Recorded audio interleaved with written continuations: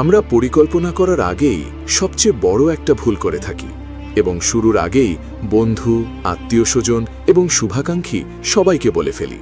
আর এটাই হচ্ছে আমাদের সবচেয়ে বড় বাধা। একটা কথা মনে রাখবেন, সবাইকে বলা স্বপ্নগুলোই সবচেয়ে আগে মরে যায়। আপনি যখন নিজের পরিকল্পনা সবার সামনে খুলে বলেন, অনেকেই হাততালি দেয়, কিন্তু ভেতরে ভেতরে বিশ্বাস করে না।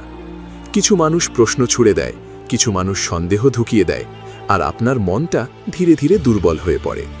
পরিকল্পনা গোপন রাখা লুকোচুরি না, এটা আত্মরক্ষা। নীরবে কাজ করুন, নীরবে শিখুন। ফলাফল যখন আসবে তখন শব্দের দরকার হবে না। মনে রাখবেন, মানুষ কথায় বিশ্বাস করে না, তারা ফলাফলে বিশ্বাস করে।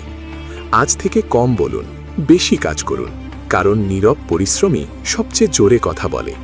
আপনার পরিকল্পনা নিয়ে আপনি এগোতে থাকুন, ইনশাআল্লাহ সফলতা আসবেই।